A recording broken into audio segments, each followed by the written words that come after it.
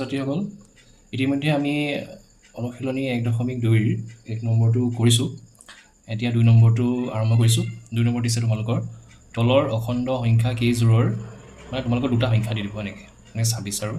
91 দিছে ইয়াত কেইযোৰৰ লসাগু আৰু গসাউ উলিওৱা। সত্যাপন কৰা যে আমি জানো লসাগু আৰু গসাগু আমি যদি পূৰণ কৰোঁ দুটা সংখ্যাৰ তেতিয়া সংখ্যা দুটাৰ পূৰণফলৰ লগত এইটো সমান হয়। ঠিক আছে, এইটো আমি প্ৰমাণ কৰিব লাগে। একেবাৰে চিম্পুল। আমি মৌলিক উৎপাদক বিশ্লেষণৰ দ্বাৰা আমি প্ৰথমতে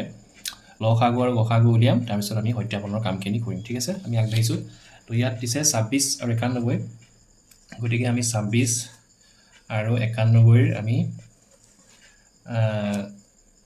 চুটিৰ নেমে হৰণ কৰি মৌলিক উৎপাদক বিশ্লেষণ কৰিম। ঠিক আছে, 2 যাব 2 13 26 আৰু 13 13 যাব এবাৰ। 91 হ'লে 7 যায় 13 বাৰ যায় আৰু 13 13 যাব এবাৰ এইখিনি। তো তেনেহ'লে আমি কি পালোঁ, এতেকে আমি কি পালোঁ 26ৰ মৌলিক উৎপাদক বিশ্লেষণ কৰিলে 2 এটা থাকে 13 এটা থাকে আৰু 91ৰ মৌলিক উৎপাদক বিশ্লেষণ কৰিলে 7 এটা আৰু 13টা পূৰণ হৈ থাকে। ঠিক আছে, এতেকে আমি প্ৰথমতে লসাগু উলিয়াওঁ। লঘিষ্ঠ সাধাৰণ গুণিতক অফ 26 and 91, তেনেহ'লে কি হ'ব, আমি যেতিয়া লসাগু উলিয়াওঁ এটা কথা তোমালোকে মন কৰিবা, এইটো চাবা যে একোটা সংখ্যাত দুটা সংখ্যা আছেতো, গতিকে প্ৰতিটো সংখ্যাতে আমি চাব লাগিব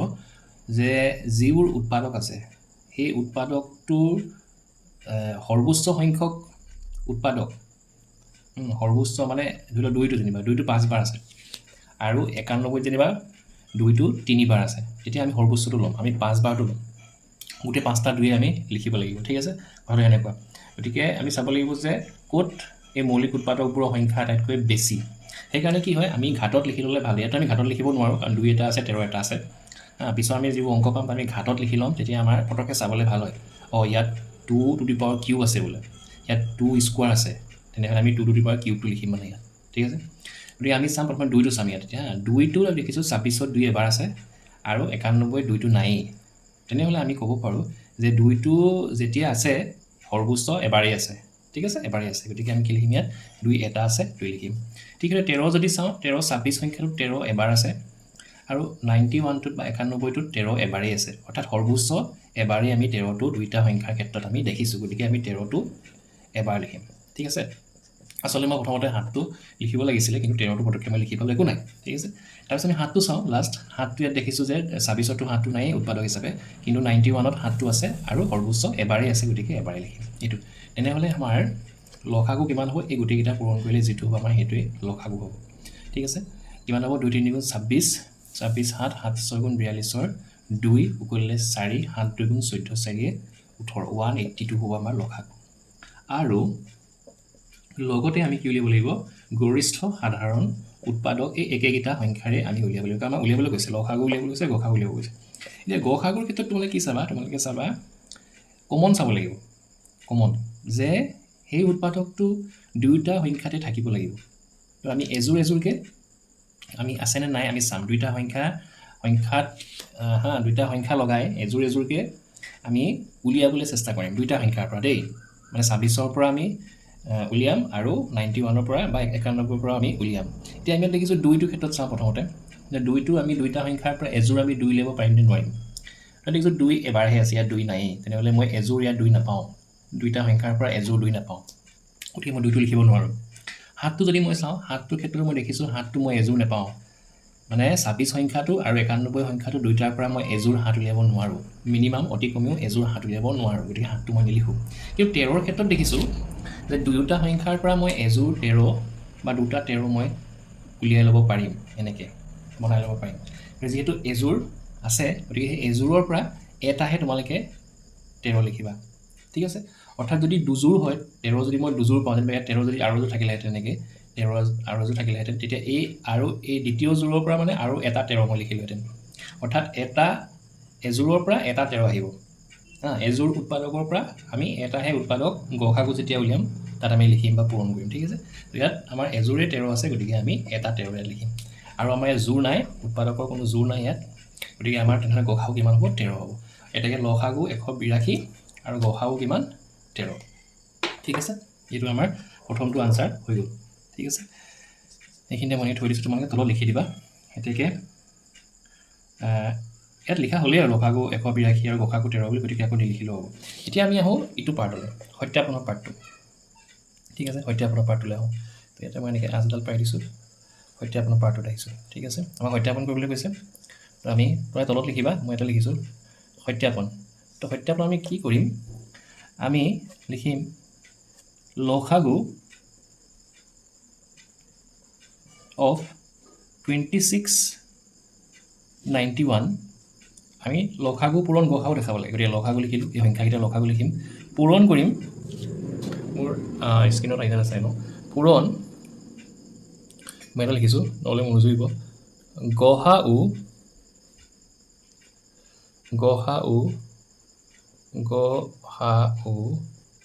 কোনকেইটা, এইকেইটা সংখ্যা 26 আৰু 91।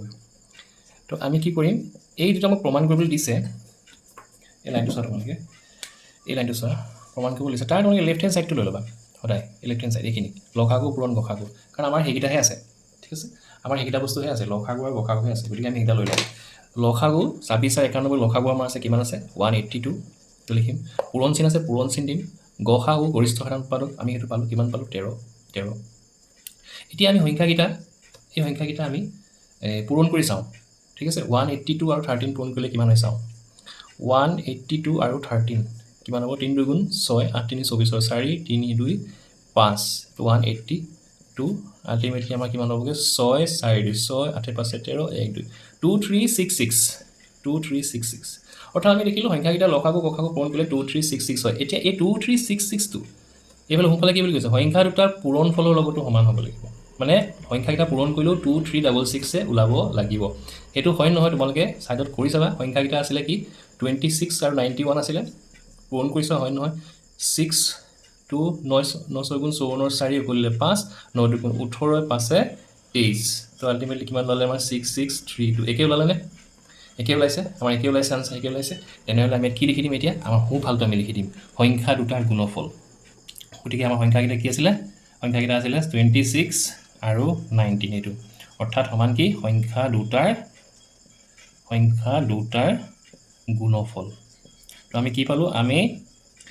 এই বাওঁপক্ষটো লৈছিলোঁ, সংখ্যাকেইটাৰ লসাগু আৰু গসাগু লৈ পূৰণ কৰিলোঁ, এইটো আছিলে লসাগু, এইটো আছিলে গসাগু, পূৰণ কৰি 2366 পালোঁ। আকৌ আমি দেখিলোঁ যে এই সংখ্যাকেইটা পূৰণ কৰি, যিকেইটা প্ৰদত্ত সংখ্যা আছিলে সেইকেইটা পূৰণ কৰিলেও আমি 2366 পাইছোঁ, অৰ্থাৎ আমি ক'ব পাৰোঁ যে সংখ্যা দুটাৰ গুণফলৰো সমানেই হৈছে। এইটোৱে আমাৰ সত্যাপন কৰা হৈ গ'ল। এইটো আছিলে 1 নম্বৰটো, একেবাৰে সহজ, এনেকৈ গোটেইকেইটা অংক আমি এতিয়া কৰিব লাগিব। ঠিক আছে, 2 নম্বৰটো দিছে সংখ্যাকেইটা 510 আৰু 92। ঠিক আছে, আমি তেনেহ'লে 510 আৰু 92 আমি চুটি নিয়মেৰে মৌলিক উৎপাদক বিশ্লেষণ কৰিম। 2 যাব, 2 2 গুণ 4 11 2 5 গুণ 10 2 5 গুণ 10, তাৰপিছতে 5 2 7 5 12 3 যাব, 3 8 গুণ 24। ঠিক আছে, তাৰপিছতে 5 যাব, 5 17, তাৰপিছত 17 যাব এবাৰ। ঠিক আছে, 17 যাব এবাৰ। এফালে যদি আমি চাওঁ 192 চাওঁ, 2 যাব, 2 4 12 2 6 12, আকৌ 2 যাব 23, তাৰপিছত 23 যাব এবাৰ। সেইটো আমি কি ক'ম তেনেহ'লে 510ৰ মৌলিক উৎপাদক বিশ্লেষণ কৰিলে আমি পাম 2 পূৰণ 3 পূৰণ 5 পূৰণ 17, আৰু 92ৰ মৌলিক উৎপাদক বিশ্লেষণ কৰিলে পাম আমি 2 পূৰণ 2 পূৰণ 23। তোমালোকে সদায় এটা কথা মন কৰিবা, কিন্তু লিখোঁতে তোমালোকে ঊৰ্ধ্বকম লিখিবা দেই, সৰুৰ পৰা ডাঙৰলৈ, তেতিয়া মানে বনাবলৈ ভাল হ'ব। ঠিক আছে, আৰু ওপৰটো তলতো লিখিবা, তলৰ সংখ্যা লিখিবা, ওপৰটো সংখ্যাৰ তলতে ঠিক তলতে তলৰ সংখ্যাটো লিখিবা চিৰিয়েলি, মানে ঠিক আছে, মানে সৰুৰ পৰা ডাঙৰলৈ। এতেকে তেনেহ'লে লসাগু অফ 5 10 and 92 কি হ'ব তেনেহ'লে, আমি ইয়াত যদি চাওঁ 2 আটাইতকৈ বেছি এবাৰ আছে, ইয়াত কিন্তু 2 দুবাৰ আছে। এইটো তোমালোকে ইচ্ছা কৰিলে এনেকৈ লিখি ল'ব পাৰা, 2 স্কোৱাৰ, যিটো ইয়াত 2টা আছে আমি ঘাটত লিখিব পাৰিম এনেকৈ। ঠিক আছে, এইটো আমি দেখিলোঁ যে ইয়াত 2 এটা আছে, কিন্তু ইয়াত 2 দুটা আছে। মই ক'লোঁ কি যেতিয়া আমি লসাগু উলিয়াম আমি হায়েষ্টটো ল'ম, আটাইতকৈ বেছি কিমান বাৰ আছে, দুবাৰ আছে, গতিকে আমি 2 স্কোৱাৰটো ল'ম। ঠিক আছে, সেইটো ঠিক আছে। 3 ক্ষেত্ৰত যদি চাওঁ 3 ইয়াত এবাৰ আছে, এইটো 3 নাই, গতিকে হায়েষ্ট এবাৰেই আছে, 3 এবাৰ লিখিম। 5ৰ ক্ষেত্ৰত 5 এবাৰেই আছে, ইয়াতো 5 নাই, গতিকে 5টো এবাৰ লিখিম। আৰু শেষত দেখিলোঁ আমি 7টোৰ ক্ষেত্ৰত 17টোৰ ক্ষেত্ৰত 17টো এবাৰ আছে, 17টো এবাৰ লিখিম। আৰু এইদৰে 23টো এবাৰ আছে, 23টো আমি এবাৰ এনেকৈ লিখিম। ঠিক আছে, এইটো হ'ব আমাৰ লসাগু। এইখিনি আমি পূৰণ কৰিলে আমাৰ যিটো হ'ব সেইটোৱে আমাৰ আনচাৰ হ'ব ঠিক আছে 2 স্কোৱাৰ 4 4 3 গুণ 12 12 5 গুণ 60 12 5 গুণ 60 60 হ'লে এইফালে 60 17 শূন্য 7 6 গুণ 42 2 কৰিলে 4 6 গুণ 6 1020 ঠিক আছে তাৰপিছত তাৰ লগত 23 কৰিব লাগে ফ্ৰম 23 3 শূন্য 3 দুগুণ 6 3 শূন্য 3 গুণ 3 2 শূন্য 2 দুগুণ 4 শূন্য 2 গুণ 2 শূন্য 6 4 3 2 তেনেহ'লে আমি কিমান পালোঁ লসাগু 2 3 4 6 0 এইটো হ'ব এই সংখ্যাকেইটাৰ লসাগু ঠিক আছে তাৰপিছত আৰু আমাক কি উলিয়াব দিছে গৰিষ্ঠ সাধাৰণ উৎপাদক অফ 592 তো এতিয়া আমি লসাগু কেনেকৈ উলিয়াম এয়া 2 দেখিছোঁ আমাৰ এযোৰ আমি উলিয়াব পাৰিছোঁ দুইটাৰ পৰা আৰু আমি একো উলিয়াব নোৱাৰোঁ 3টো আমি এযোৰ নাপাওঁ 5টো নাপাওঁ 23টো নাপাওঁ 17 নাপাওঁ আৰু 2 ইয়াত এটা হৈ গ'ল আৰু এটা 2 হোৱাত আৰু এযোৰ আমাৰ আহিলেহেঁতেন কিন্তু 2 আৰু নাই গতিকে লসাগু কিমান হ'ব অকল 2 হ'ব ঠিক আছে এইটোৱে তাৰপিছত আমি সত্যাপনৰ পাৰ্টটোত যাওঁ সত্যাপনৰ পাৰ্টটোত যাওঁ এতিয়া আমি সত্যাপন কৰিম কি লিখিম তেনেহ'লে বাহুপক্ষ লসাগু অফ 592 ঠিক আছে পূৰণ গসাগু অফ 592 এইটো ঠিক আছে সমান লসাগু কিমান পালোঁ আমি 23460 ঠিক আছে গসাগু পালোঁ 2 তো পূৰণ কৰিলে কিমান হ'ব 0 6 দুগুণ 12 4 দুগুণ 8 9 2 3 গুণ 6 2 দুগুণ 4 ইমান হ'ব তাৰপিছত এইটোকে আমি সংখ্যাকেইটা পূৰণ কৰিলে পামনে নাপাম এতিয়া আমি চাওঁ ঠিক আছে সংখ্যাকেইটা আমাৰ আছিলে 510 আৰু 92 পূৰণ কৰিলে পাম নাই চাওঁ 0 2 5 দুগুণ 10 9 0 9 গুণ 9 9 5 গুণ 45 0 2 9 6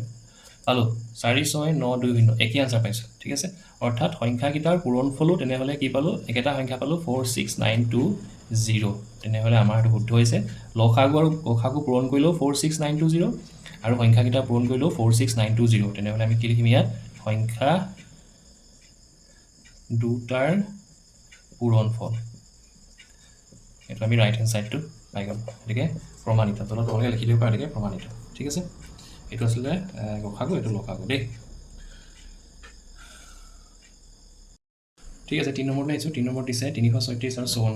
ঠিক আছে আমি 336 আৰু 54 আমি মৌলিক উৎপাদক বিশ্লেষণ কৰি চাওঁ ঠিক আছে 336 ক্ষেত্ৰত এডভান্স এপ্লাই দিছোঁ তোমালোকক 336 কেইবাৰ যাব ইয়াত একক ঘৰত 6 আছে 2 যাব 2 গুণ 2 13 2 6 12 16 2 8 16 168 আকৌ 2 যাব 2 8 16 84 আকৌ 2 যাব 42 আকৌ 2 যাব 21 3 যাব 3 7 আৰু 7 যাব 1 এইটো হ'ব আৰু 54 ক্ষেত্ৰত 2 27 39 33 31 ঠিক আছে এতেকে আমি কি গম পালোঁ এতেকে লসাগু নহয় এতেকে 336 মৌলিক উৎপাদক বিশ্লেষণত 2 এটা দুটা 3টা 4টা আছে 2 2 2 2 2 3 এটা আছে 3 এটা আছে আৰু 7 এটা আছে এইটোকে আমি ঘাটিৰ ওপৰত লিখিলে হ'ব 2 to the power 4 into 3 into 7 ঠিক আছে আৰু 54ৰ যদি আমি ফেক্টৰাইজেশ্যন মৌলিক উৎপাদক বিশ্লেষণ কৰোঁ তেনেহ'লে আমাৰ কেইটা আছে 3টা আছে এইটোকে আমি লিখিব পাৰোঁ 2 into 3 কিউব ঠিক আছে এনেকৈ তোমালোকে লিখি ল'বা এতেকে প্ৰথমে উলিয়াম লসাগু of 336 54 কি হ'ব তেনেহ'লে 2 ইয়াত হাইয়েষ্ট আছে 4টা এইটো এটাহে আছে গতিকে 2 to the power 4 লিখিবা 3 টো চাবা ইয়াত 3 এটা আছে 3 ইয়াত 3টা আছে 3 কিউব আৰু 7 আটাইতকৈ বেছি এবাৰ আছে এইটো 2 to the power 4 হ'লে হ'ব 16 3 হ'ল 2 to the power 3 হ'লে হ'ব 27 এইটো হ'ব 7 তেনেহ'লে পূৰণ কৰি চাওঁ 16 আৰু 27 পূৰণ কৰিলে কিমান হ'ব 7 গুণ 42 2 কৰিলে 4 7 11 2 হ'ল 32 এইটো হৈ গ'ল 2 2 কি 3 432 into 7 8 2 14 4 কৰিলে 7 3 21 22 2 7 28 3024 এইটো পালোঁ আমি ঠিক আছে লসাগু পালোঁ আমি কিমান 3024 পালোঁ ঠিক আছে তাৰপিছত গসাগুটো মই নুজুৰিব মই ইয়াত দেখাই দিছোঁ তোমালোকক গসাগুটো ঠিক আছে আৰু গৰিষ্ঠ সাধাৰণ উৎপাদক 336 54 কিমান হ'ব তেনেহ'লে এই চাওঁ এযোৰ আহিলে এইযোৰৰ পৰা এটা 2 আহিলে, পূৰণ আৰু 2 আৰু 2 নাই, এই 3 আমি এযোৰ ল'ব পাৰিম, ঠিক আছে। গতিকে 3 এটা আহিলে আৰু আহিব নি আমাৰ নাহে, তেনেহ'লে আমাৰ কিমান হ'ব? তেনেহ'লে গসাগু কিমান হ'ব আমাৰ? 6। মই এতিয়া লিখি দিছোঁ দেই, 6। এতিয়া আমি সত্যাপন কৰিম। আমি দুটা বস্তু পালোঁ, লসাগু পালোঁ, গসাগু পালোঁ। এতিয়া আমি সত্যাপনটো কৰিম, ঠিক আছে। সত্যাপন তো আমি কি লিখিম? লসাগু লঘিষ্ঠ সাধাৰণ গুণিতক অফ 336 পূৰণ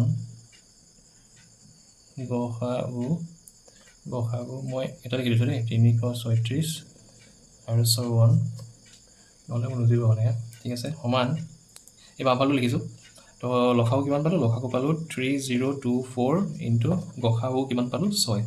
এতিয়া পূৰণ কৰি চাওঁ, পূৰণ কৰি চালে কিমান হ'ব? 6 4 গুণ 24, 4 কৰিলে 2, 6 2 গুণ 12, 13 14, 6 3 গুণ 18, এইটো পালোঁ 18144। এতিয়া এই 18144 সংখ্যাকেইটা পূৰণ কৰিলে পাওঁ নে নাপাওঁ আমি এইটো চাওঁ। 336 আৰু 54, ঠিক আছে। 6 4 গুণ 24, 4 4 3 12, 13 14 কৰিলে 4 3 12, 13 5 6 30, 3 5 3 15, 3 18, 1 5 3 15, 16, 4 4 8 3 11, 6 7 8 1 পালোঁ। একে পাইছোঁনে আমি? একে পাইছোঁ। অৰ্থাৎ আমাৰ এই সংখ্যাকেইটা অৰ্থাৎ 336 আৰু 54 পূৰণ কৰিলোঁ আমি একেটা উত্তৰে পাওঁ, 18,144। তেনেহ'লে আমাৰ এইকেইটা মানে কি? সংখ্যাকেইটাৰ পূৰণফল। তেনেহ'লে আমাৰ ইয়াত সেইটো শুদ্ধ হৈছে, সংখ্যা দুটাৰ পূৰণফল, ঠিক আছে। এখন লিখি দিবা, এতেকে সত্যাপন কৰা হ'ল। এতেকে সত্যাপন কৰা, মই আগৰকেইটা লিখা নাছিলোঁ আৰু সত্যাপন কৰা হ'ল, ঠিক আছে। এনেকৈ আৰু এইকেইটা তলত তোমালোকে লসাগু গসাগু উলিওৱাৰ পিছত ইচ্ছা কৰিলে লিখি দিব পাৰা, এনেকৈ লসাগু ইমান গসাগু ইমান বুলি আকৌ এবাৰ, ঠিক আছে। এইটো আছিল তোমালোকৰ কেই নম্বৰ? 3 নম্বৰটো। তেনেহ'লে তোমালোকৰ এতিয়া 1 নম্বৰটো কমপ্লিট হ'ল আৰু 2 নম্বৰৰ 3টা কুৱেশ্যন আছিলে, গোটেইকেইটা কমপ্লিট হৈ গ'ল, ঠিক আছে। 3 নম্বৰটো আৰম্ভ কৰিছোঁ। 3 নম্বৰ দিছে তোমালোকৰ মৌলিক উৎপাদকীকৰণ পদ্ধতিৰে তলৰ অখণ্ড সংখ্যাবোৰৰ লসাগু আৰু গসাগু উলিওৱা। প্ৰথমটো দিছে 12, 15 আৰু 21, ঠিক আছে। একেই আমি 2 নম্বৰ যেনেকৈ কৰিছিলোঁ, আমি 12 পৰীক্ষাত তোমালোকে এনেকৈ 3 ভাগ কৰি ল'বা, 15 দেখিবলৈও ভাল লাগে আৰু 21, ঠিক আছে। তিনিওটাই আমি কি কৰিম? মৌলিক উৎপাদক বিশ্লেষণ। গতিকে 2 6 গুণ 12, 2 3 গুণ 6, 3 1 গুণ 3, যেতিয়ালৈকে 1 নহয় তোমালোকে হৰণ কৰি যাবা। 3 5 গুণ 15, 5 1 গুণ 5, 3 7 গুণ 21, 7 1। আমি কি গম পালোঁ? এতেকে 12 সমান তেনেহ'লে কি? 12ৰ মৌলিক উৎপাদক বিশ্লেষণত 2 2টা পূৰণ হৈ থাকে আৰু 3 এটা, সেইটোকে আমি 2 স্কোৱাৰ ইনটু 3 হিচাপে লিখিব পাৰোঁ। ঠিক এইদৰে 15ৰ মৌলিক উৎপাদক বিশ্লেষণত 3 পূৰণ 5 আৰু 21ৰ মৌলিক উৎপাদক বিশ্লেষণত আমি পাওঁ 3 পূৰণ 7। এতেকে আমাক লসাগু আৰু গসাগু উলিয়াব গৈছে, একেবাৰে সহজ। এতেকে লসাগু অফ 12, 15, 21 কি হ'ব? তো ইয়াত দেখিছোঁ 2 আটাইতকৈ বেছি দুবাৰ আছে, 2 স্কোৱাৰ, 3 ইয়াত এবাৰ, ইয়াত এবাৰ, ইয়াত এবাৰ, গতিকে আটাইতকৈ বেছি এবাৰেই আছে। এইটো নহয় আকৌ যে ইয়াত 3 ইয়াতো আছে, এবাৰ দুবাৰ তিনিবাৰ লিখি এইটো নহয়। আমি চাব লাগিব যে প্ৰতিটো সংখ্যাত মানে 3 আটাইতকৈ কোনটো মানে সংখ্যাত আটাইতকৈ বেছি 3 আছে, 3 পূৰণ হৈ আছে বা 3 সৰ্বোচ্চ ঘাত হৈ আছে, ঠিক আছে। গোটেই 3টা লগ লাগি নহয়, যিকোনো এটাতহে কি হ'ব? যিকোনো এটাতহে আমি চাম যে 3 সৰ্বোচ্চ ঘাত ক'ত বেছি আছে, ঠিক আছে। বা 3 আটাইতকৈ বেছি ঘাত আমি ক'ত দেখিছোঁ, কোনটো সংখ্যাৰ ক্ষেত্ৰত দেখিছোঁ, আৰু সেই 3 সৰ্বোচ্চ ঘাতটোকে আমি লিখি দিব লাগে, ঠিক আছে। সৰ্বোচ্চ ঘাতটোৰ সৈতে গোটেই সংখ্যাটো লিখি দিব লাগে, ঠিক আছে। তো ইয়াত আমি দেখিছোঁ 3 এবাৰে আছে, গতিকে 3 এটা লিখিলোঁ, ঠিক আছে। 5 আটাইতকৈ বেছি এবাৰেই আছে, 5 লিখিলোঁ। আৰু আমি 7 দেখিছোঁ আটাইতকৈ বেছি এবাৰ আছে, 7 লিখিলোঁ। তেনেহ'লে আমাৰ উত্তৰটো কি হ'ব? লসাগু কিমান হ'ব? 2 4 গুণ 4, 4 3 12, 5 গুণ 60, 6 420, এইটো হ'ব আমাৰ লসাগু। আৰু গৰিষ্ঠ সাধাৰণ উৎপাদক 12, 15, 21 ধুনীয়াকৈ লিখিবা। তো ইয়াত আমি চাম পেয়াৰ কৰিব পাৰি নি? কিবা পেয়াৰ আহিব নি? ইয়াত পেয়াৰ নাহিব, কাৰণ 3টা আছে নহয়। ইয়াত এটাক আমি বেটছ বুলি ক'ম, বা গ্ৰুপ অফ 3, একেই উৎপাদক গ্ৰুপ অফ 3 বা এটা বেটছ। গতিকে আমি 2 যদি ইয়াত যদি লওঁ, ইয়াতো এটা 2 থাকিব লাগিব, ইয়াতো এটা 2 থাকিব লাগিব। তেতিয়া গোটেই 3টা বেটছৰ পৰা আমি এটা লিখিম গসাগু উলিয়াওঁতে, ঠিক আছে। কিন্তু আমি ইয়াত 2 আৰু দেখা নাই, ঠিক আছে। 3ও এনেকৈ 3ৰ ক্ষেত্ৰত আমি দেখিছোঁ 3 ইয়াত এটা আছে, ইয়াত এটা আছে, ইয়াত এটা আছে। গতিকে আমি 3 এটা বেটছ পালোঁ নাই? তেনেহ'লে আমি 3টাৰ পৰা এটা 3 আমি লিখি দিম, ঠিক আছে। ঠিক আছে 5ৰ ক্ষেত্ৰত যদি নাপাওঁ 7ৰ ক্ষেত্ৰত নাপাওঁ তেনেহ'লে আমাৰ আনচাৰ কি হ'ব এতেকে লসাগু হ'ব 420 আৰু গসাগু হ'ব কিমান 3 ঠিক আছে এইটো আমাৰ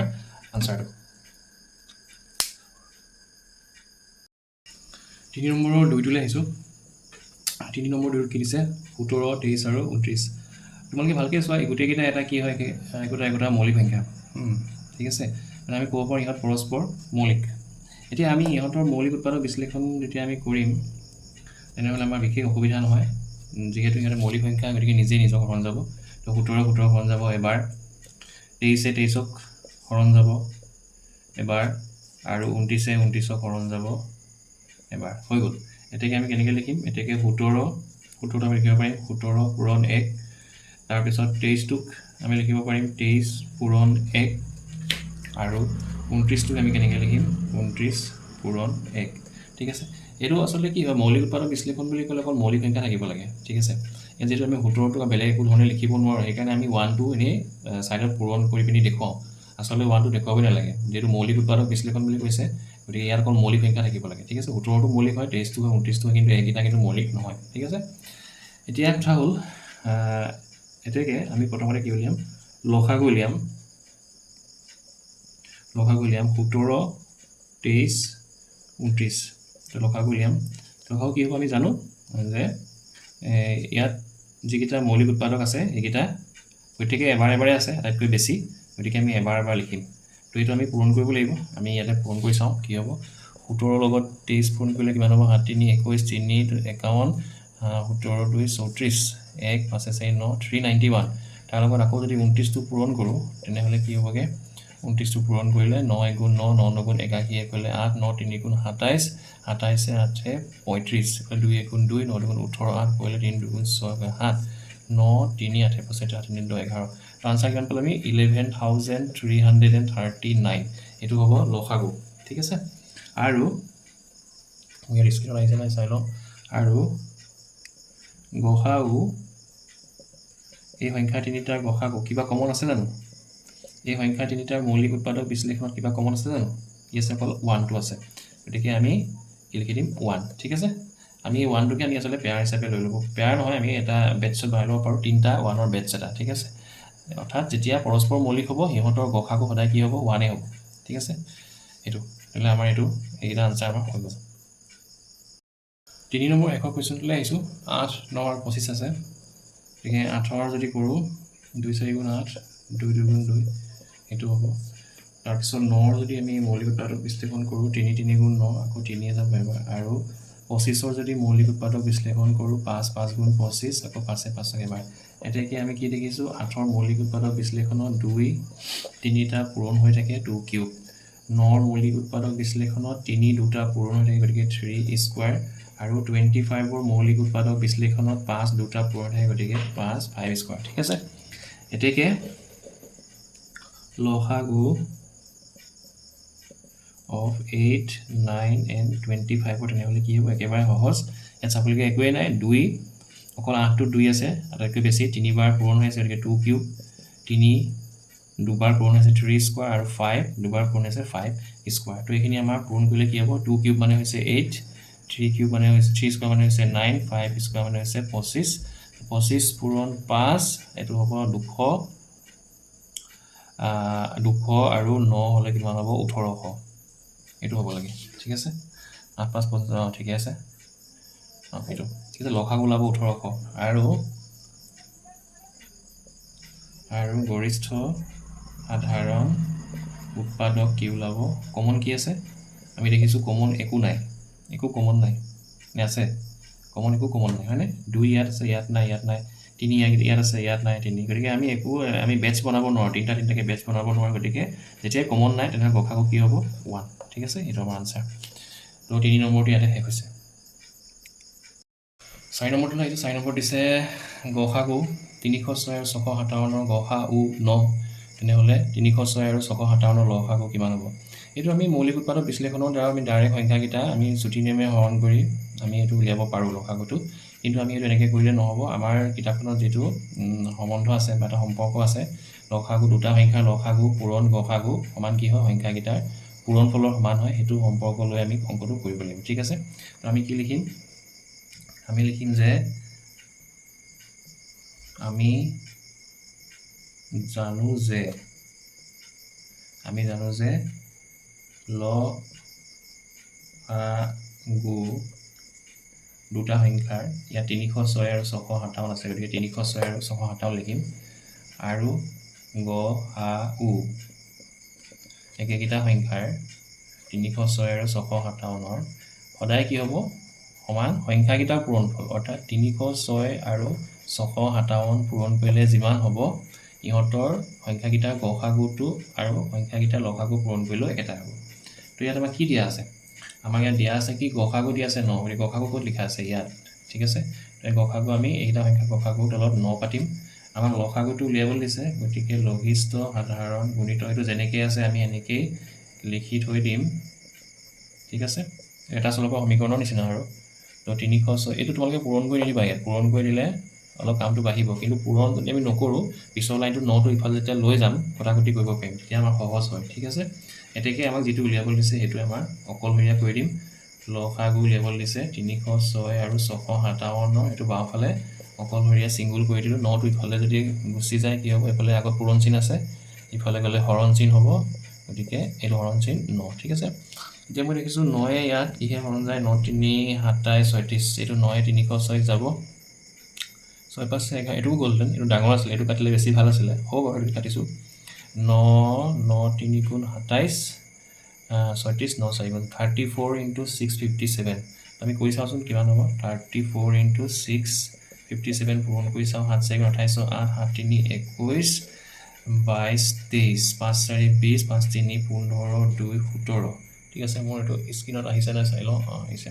তাৰ পিছত হল 6 4 গুণ 24 6 3 18 20 তো আলটিমেটলি তেনেহলে আমাৰ কি হ'ব 8 3 হাতে সে 11 2 13 3 উফিলে 1 1 হলা 2 2 এর আনসারটো কিমান হ'ব 22338 এটো আমাৰ আনসাৰ হ'ব ঠিক আছে 5 নম্বৰটো লাইছো 5 নম্বৰটো তোমালোক কি দিছে পৰীক্ষা কৰা কোনোবা স্বাভাৱিক সংখ্যা n ৰ ক্ষেত্ৰত তো n টো স্বাভাৱিক সংখ্যা হ'ব লাগিব মানে 1 2 3 4 এইবিলাক হ'ব লাগিব ঠিক আছে 1 ৰ পৰা ষ্টাৰ্ট কৰি যিমান সংখ্যা আছে n ৰ ক্ষেত্ৰত 6 to the power n সংখ্যাটো মানে 6 to the power n আৰহিৰ যিবোৰ সংখ্যা আছে 6 to the power n আৰহি মানে এগুলা যদি n = 1 হয় তেনেহলে কি পাম আমি 6 to the power 1 6 সংখ্যাটো পাম যদি n = 2 হয় তেতিয়া আমি কি পাম n = যদি 2 হয় আমি কি পাম 6 to the power 2 বা 6 স্কয়ার কিমান পাম 36 পাম এইবিলাক মানে n যদি 3 হয় 6 to the power 3 মানে কিমান পাম আমি 216 এইবিলাক পাম এনেকুৱা এই সংখ্যাবিলাকৰ কথা কৈছে দেই 6 to the power n মানে n ৰ ভ্যালুবিলাক 1 2 3 বহাই গলে আমি এই যিবোৰ সংখ্যা পাম সেইবোৰ কথা কৈছে যে 6 to the power n আৰহিৰ যিবোৰ সংখ্যা হ'ব শূন্য অংকৰে শেষ হ'ব পাৰে নে নাই ঠিক আছে মই তিনটা লিখিলো তিনটাৰ ক্ষেত্ৰত দেখিলো শূন্যৰে শেষ হোৱা নাই গোটেইটাতে 6 6 6 পাইছো আৰু আছে অসংখ্য আছে বাকি বিলাকতো যদি আমি এনেকে n ৰ ভ্যালু বহাই যাও তেতিয়া 6 to the power n ৰ ভ্যালুবিলাক যিবিলাক ভ্যালু পাম যিবোৰ সংখ্যা পাম কৰবাত আমি শূন্যৰে শেষ হোৱা সংখ্যা পাম নেকি হেতু আমাক সুধিছে এটো পৰীক্ষা কৰিবলৈ কৈছে তো এটোটো সম্ভৱ নহয় যে মই এনেকে 1 2 3 কে ওপৰ পাৱাৰ বুলি লিখি মই গোটেই 6 to the power গোটেই সংখ্যাবিলাক লিখি যাম আৰু মই পৰ্যবেক্ষণ কৰি যাম যে কোনোবা এটা সংখ্যাৰ শেষত শূন্য ওলাইছে নেকি এটো সম্ভৱ নহয় আমাৰ গোটেই জীৱন আমি লিখি থাকিলেও আমাৰ শেষ নহব গতিকে আমি পৰীক্ষাটো আমি কি কৰিব লাগিব পাটিগণিতৰ যেটো মৌলিক উপপাদ্য আছে হেতু সহায় ল'ব লাগিব ঠিক আছে আমি তাৰ আগতে আমি আৰু এটা বস্তু চাও শূন্যৰে যেটো শেষ হ'ব লাগে শূন্যৰে শেষ হোৱা কিছুমান সংখ্যা আমি চাওচোন যেনে 10 20 ঠিক আছে 30 40 50 মই কেইটামান লৈছো এনেকুৱা ধেৰ হ'ব তো এইবিলাকৰ ক্ষেত্ৰত আমি দেখিছো সকলোকে কি হয় তেনেহলে এটা সংখ্যায় হৰণ যাবই আমি জানো এককৰ ঘৰত শূন্য থাকিলে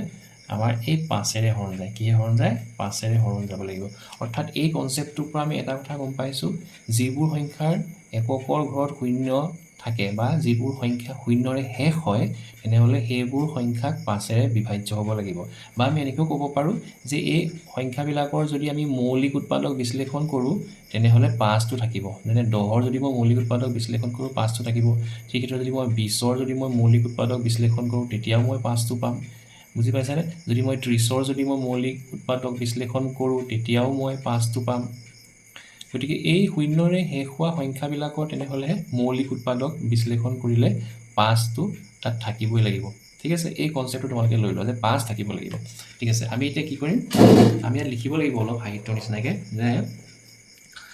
কি বুলি লিখিম আমি জানো যে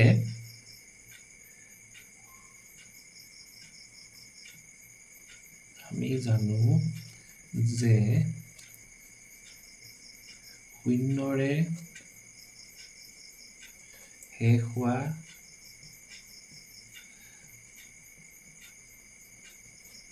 সংখ্যাবোৰ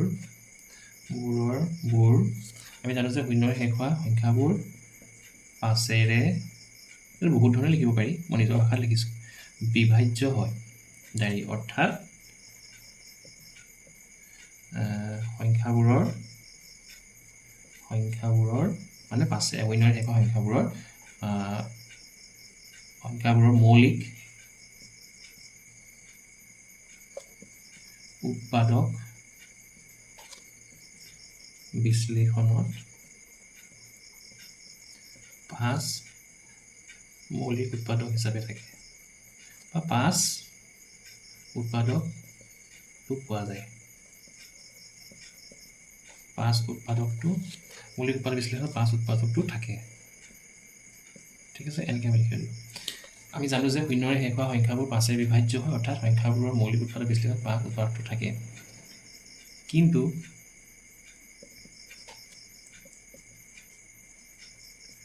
6 to the power n তোমালোকে লগতে কি কৰিবা 6 to the power n ৰ তোমালোকে মৌলিক উৎপাদক মানে 6 সংখ্যাটোৰ মৌলিক উৎপাদক বিশ্লেষণ কৰিবা কি হ'ব তেনে 2 পূৰণ 3 আৰু ওপৰত n মানে n টো তোমাৰ যিকোনো স্বাভাৱিক সংখ্যা হ'ব পাৰে বুজি পাইছা কথাটো n টো যিকোনো স্বাভাৱিক সংখ্যা হ'ব এইটো 1 হ'ব পাৰে 2 হ'ব পাৰে ঠিক কিন্তু সেইটো আমাক নালাগে কাৰণ আমাক তলৰ এই বেছকেইটা লাগে কাৰণ মানে কি হ'ব ইয়াত লাগিলে 1 হওক 2 হওক 3 হওক যিয়ে নহওক কিন্তু আমাৰ উৎপাদককেইটা হ'লে কি হ'ব 2 আৰু 3 হ'ব বুজি পাইছা কথাটো এইটো চাগে তোমালোকে ভালকৈ বুজি পোৱা নাই মই এইটো দেখাই দিছোঁ 2 into 3 n মানে যদি n ৰ ভেলু মই 1 লওঁ n ৰ ভেলু 1 লওঁ তেতিয়া মই 6 সংখ্যাটো পাম এইটো মানে 6 বুজি পালানে 2 into 3 যদি মই n ৰ ভেলু 2 টো লওঁ তেতিয়া মই কি পাম 36 টো পাম 2 3 গুণ 6 6 স্কোৱাৰ 36 টো পাম ঠিক আছে এনেকৈ মানে বুজি পাইছা তোমালোকে ঠিক এইটোৱে 2 into 3 n ৰ ভেলু যদি মই 3 লওঁ তেতিয়া 3 গুণ 6 216 টো পাম মানে এনেকুৱা কথা ঠিক আছে সেইটো কথা দেই গতিকে 6 কিন্তু 6 যেতিয়া 6 to the power n বা 6 to the power n ৰ যেতিয়া আমি মৌলিক উৎপাদক বিশ্লেষণ কৰোঁ 2 into 3 to the power n কিন্তু 6 to the power n ৰ আমি কি দেখিছোঁ মৌলিক উৎপাদক বিশ্লেষণত 5 উৎপাদকটো বা মৌলিক উৎপাদকটো মই অলপ চমুকৈ লিখিছোঁ দেই 5 উৎপাদকটো পোৱা নাযায় 5 উৎপাদকটো পোৱা নাযায় বা নাই কিন্তু 6 to the power n ৰ মৌলিক উৎপাদক বিশ্লেষণত 5 উৎপাদকটো নাই গতিকে 6 to the power n আৰ্হিৰ সংখ্যাবোৰ তেনেহ'লে 5ৰে বিভাজ্য হ'বনে নহয় সংখ্যাবোৰ 5ৰে বিভাজ্য নহ'ব হয়নে বুজি পাইছা না কাৰণ 5 উৎপাদকটো থাকিব লাগিব এতিয়া এই 10টো 5ৰে যায় কেলৈ যায় 5টো 10টো 5ৰে যায় কাৰণে 5টো কাৰণ 5টো 10ৰ এটা উৎপাদক ই উৎপাদক হিচাপে থাকিব লাগিব 10ৰ মৌলিক উৎপাদক বিশ্লেষণত 20টো 5ৰে হৰণ যায় সেইকাৰণে 5টো 20ৰ এটা মৌলিক উৎপাদক হয়নে সেইটো কথা গতিকে ইয়াত আমি কি দেখিলোঁ তেনেহ'লে ইয়াত 5টো নাই 6 to the power n আৰ্হিৰ যিবোৰ সংখ্যা মানে 6 36 216 সেইবিলাক সংখ্যাৰ ক্ষেত্ৰত 2 আৰু 3টোহে আমি মৌলিক উৎপাদক হিচাপে পাম এই সংখ্যাবিলাকৰ যদি মই মৌলিক উৎপাদক বিশ্লেষণ কৰোঁ 5টো নাথাকে সেইকাৰণে আমি কি লিখিছোঁ বিশ্লেষণত 5 উৎপাদকটো পোৱা নাযায় গতিকে 6 to the power n আৰ্হিৰ সংখ্যাবোৰ 5ৰে বিভাজ্য নহ'ব আৰু সেইবাবে 6 to the power n আৰ্হিৰ সংখ্যাবোৰ শূন্যৰে শেষ হ'ব নোৱাৰে আমি গণিতত 6 to the power n আৰ্হিৰ কোনো ধৰণৰ আমি সংখ্যা নাপাওঁ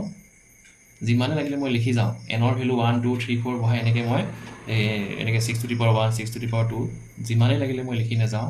প্ৰথমটো পাম 6 তাৰপিছতে 36 216 এনেকৈ যিমানে লিখি নাযাওঁ ক'তোৱে মই কিন্তু শূন্যৰে শেষ হোৱা সংখ্যা নাপাওঁ ঠিক আছে হ'ব নোৱাৰে য'ত n এটা প্ৰাকৃতিক সংখ্যা চাওঁ n এটা স্বাভাৱিক সংখ্যা মই চমুকৈ লিখিছোঁ দেই নহ'লে মই ইয়াত নজৰিব ঠিক আছে মই ইয়াতে লিখি দিছোঁ ৰ'বা n এটা মই মোহাৰি দিছোঁ n এটা স্বাভাৱিক সংখ্যা তো এইটো কিন্তু লিখিবা যে n এটা স্বাভাৱিক সংখ্যা লিখিব লাগিব তো আকৌ এবাৰ আমি পঢ়ি চাওঁ কি লিখিলোঁ আমি জানো যে শূন্যৰে শেষ হোৱা সংখ্যাবোৰ পাঁচেৰে বিভাজ্য হয় ঠিক আছে পাঁচেৰে বিভাজ্য হয় অৰ্থাৎ সংখ্যাবোৰৰ মৌলিক উৎপাদক বিশ্লেষণত 5 উৎপাদকটো থাকে কিন্তু 6 টু দি পাৱাৰ n যিটো আমি মৌলিক উৎপাদক বিশ্লেষণ কৰিলে হ'ব 2 × 3 টু দি পাৱাৰ n ঠিক আছে এইটো n দেই 2 × 3 টু দি পাৱাৰ n হ'ব ইমানৰ মৌলিক উৎপাদক বিশ্লেষণত 5 উৎপাদকটো পোৱা নাযায় আমি দেখা নাই গতিকে 6 টু দি পাৱাৰ n আহি সংখ্যাবোৰ পাঁচেৰে বিভাজ্য তেনেহ'লে নহ'ব আৰু সেইবাবে 6 টু দি পাৱাৰ n আহিৰ সংখ্যাবোৰ শূন্যৰে শেষ হ'ব নোৱাৰে য'ত n এটা স্বাভাৱিক সংখ্যা ঠিক আছে এনেকৈ পৰীক্ষাত লিখিলে তোমালোকে সম্পূৰ্ণ নম্বৰ পাবা ঠিক আছে মই 5 নম্বৰটো মই এটা শেষ কৰিছোঁ ঠিক আছে 6 নম্বৰটোলৈ গৈছোঁ 1.2 এক্সাৰচাইজৰ ইয়াত দুটা সংখ্যা দিছে আচলতে এটা সংখ্যা হৈছে তোমালোকে ভাবিছা কি সংখ্যা এটা সংখ্যা এইটো আৰু এটা সংখ্যা এইটো তো আমি দুবাৰ কৰিব লাগিব প্ৰথমতে এইটো কৰিম তাৰপিছত এইটো কৰিম কথাটো কি ধৰি লোৱা মই লিখি লৈছোঁ প্ৰথমটো আমি এইটো 7 × 11 × 13 + 13 এইটো আচলতে গোটেইটো এটা সংখ্যা হয় নাই বাৰু যদি 7ৰ লগত 11 13 গোটেইকেইটা পূৰণ কৰি 13টো যোগ কৰি দিওঁ এটা মই সংখ্যা পাম বুজি পাইছানে এটা সংখ্যা পাম মানে ধৰি লোৱা মই বোলে 10 বুলি কোৱা নাই মই কৈছোঁ তোমালোকক 2 বোলে 1 পূৰণ 2 পূৰণ 3 কিমান হ'ল 3 × 2 = 6 যোগ 4 বুজি পাইছানে এইটো কথা মানে মই 10 বুলি কোৱা নাই মই তোমালোকক কৈছোঁ 1 × 2 × 3 6 + 4 10 গতিকে এইখিনি যোগ কৰিলে 10 হ'ব কথাটো সেইটো দেই ঠিক আছে এতিয়া কথা হ'ল এতিয়া এই সংখ্যাটো এটা যৌগিক সংখ্যা বুলি কৈছে যৌগিক সংখ্যা তেনেহ'লে আমি আমাৰ কিতাপখনত পাটীগণিতৰ মৌলিক উপাদ্য এটা পাইছোঁ পাটীগণিতৰ যিটো মৌলিক উপপাদ্য সেইটোৱে কি বুলি কয় যে এটা সংখ্যা যৌগিক সংখ্যা হ'ব কেতিয়া হ'ব যেতিয়া সংখ্যাটোক মই এটা নিৰ্দিষ্ট ক্ৰমত মৌলিক উৎপাদকৰ ঘাতৰ পূৰণফল হিচাপে মই সংখ্যাটোক প্ৰকাশ কৰি দেখুৱাব পাৰিম তেতিয়া এটা যৌগিক সংখ্যা হ'ব কথাটো বুজি পাইছানে কি কৈছোঁ ধৰি লোৱা যেনিবা এটা মই যৌগিক সংখ্যা লিখিছোঁ এটা ডাঙৰ এটা লিখিলে ভাল হ'ব যেনিবা 120 ঠিক আছে 340 ঠিক আছে বা 62 10 20 ঠিক আছে 10 20 মই লিখি লৈছোঁ দেই যিহেতু মই মুখতে উলিয়াইছোঁ 120 হ'লে 10 12 ঠিক আছে 10 12 তো 10টো আমি লিখোঁ 2 পূৰণ 5 12টো আমি লিখোঁ কি বুলি 2 পূৰণ 2 4 পূৰণ 3 গতিকে যদি মই সজাই লওঁ অদ্বিতীয় ৰূপত তেতিয়াহ'লে 2 পূৰণ 2 পূৰণ 2 তিনিটা হ'ব তাৰপিছতে 3 আহিব ঊৰ্ধ্বক্ৰমত সজাইছোঁ সৰুৰ পৰা ডাঙৰলৈ তাৰপিছতে 5 ঠিক আছে 2 × 4 = 8 8 × 3 = 24 ঠিক আছে এইটো এই যে গতিকে যদি মই ঘাতীয় ৰূপত লিখোঁ 2³ × 3 টু দি পাৱাৰ 1 তো 5 টু দি পাৱাৰ 1 এতিয়া চোৱা এই 120 সংখ্যাটোক মই কেইটামান মৌলিক সংখ্যা তিনিটা মৌলিক সংখ্যা আছে এটা 2 এটা 3 এটা 5 মৌলিক সংখ্যাৰ এনেকৈ যদি ঘাতৰ 2 ঘাত আছে 3 ঘাত 1 আছে 5ৰ ঘাত 1 আছে মৌলিক সংখ্যাৰ যদি ঘাতৰ পূৰণফল হিচাপে তিনিটা মৌলিক সংখ্যা ঘাতৰ পূৰণফল হিচাপে মই প্ৰকাশ কৰিছোঁ ইয়াত 120টো তেনেহ'লে পাটীগণিতৰ মৌলিক উপপাদ্যই কি বুলি কয় তেনেহ'লে 120টো তেনেহ'লে কি হ'ব এটা যৌগিক সংখ্যা হ'ব কথাটো বুজি পাইছা তেনেহ'লে এই সংখ্যাটো যৌগিক হ'বনে নহয় পৰীক্ষা কৰিবৰ কাৰণে তেনেহ'লে আমি ইয়াকো শেষত যদি ইয়াৰ ধৰণেৰে কিছুমান মৌলিক সংখ্যাৰ পূৰণফল হিচাপে এনেকৈ প্ৰকাশ কৰি দিব পাৰোঁ ধেৰ হ'ব পাৰে মই দুটা দিছোঁ আৰু ইয়াত কিছুমান কি হ'ব মৌলিক উৎপাদক থাকিব ইয়াত মাজত ঠিক আছে এনেকুৱা মৌলিক উৎপাদকৰ যদি পূৰণফল হিচাপে মই এই সংখ্যাটোক এনেধৰণে মানে প্ৰকাশ কৰি দিব পাৰোঁ শেষত গৈ পিনি তেনেহ'লে এই গোটেই সংখ্যাটো এটা যৌগিক সংখ্যা বুলি আমি ক'ব পাৰিম ঠিক আছে আমি আগবাঢ়োঁ তো এইবিলাকত বাকী চব ঠিকেই আছিলে 7টো মৌলিক 11 মৌলিক 13 মৌলিক এইটো 13 মৌলিক কিন্তু ইয়াত বাৰু পূৰণ চিন আছে যেনেকৈ ইয়াত অকল পূৰণ চিন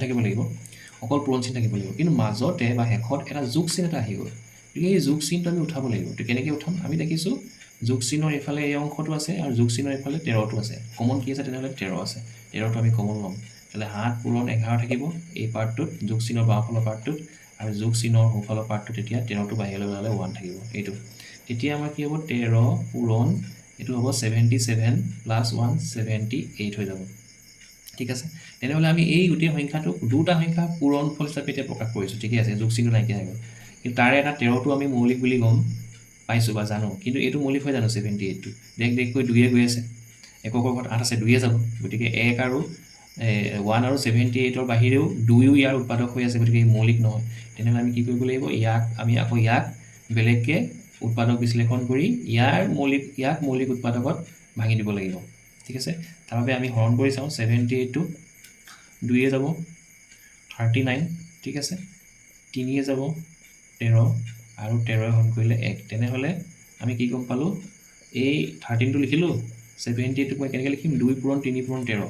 2 পূৰণ 3 পূৰণ 13 তাৰপিছত আকৌ ধুনীয়াকৈ যদি মই সজাই দিওঁ সৰু পৰা ডাঙৰলৈ 2 এটা 3 এটা আৰু 13 দুটা 13 স্কোৱাৰ তেতিয়াহ'লে কি গম পালোঁ তেনেহ'লে এই 7 into 1 7 into 11 into 13 plus 13ক শেষত গৈ মই এনেকুৱা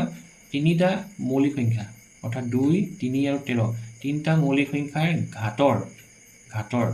ঘাটৰ পূৰণফল হিচাপে দেখুৱাই দিলোঁ তেনেহ'লে পাটীগণিতৰ মৌলিক উপপাদ্য আমাক কি বুলি কয় এই সংখ্যাটো এটা যৌগিক সংখ্যা যিহেতু আমাক ব্যাখ্যা কৰিব কৈছে যিহেতু 7 into 11 into 13 plus 13ক মৌলিক উৎপাদকৰ ঘাটৰ পূৰণফল হিচাপে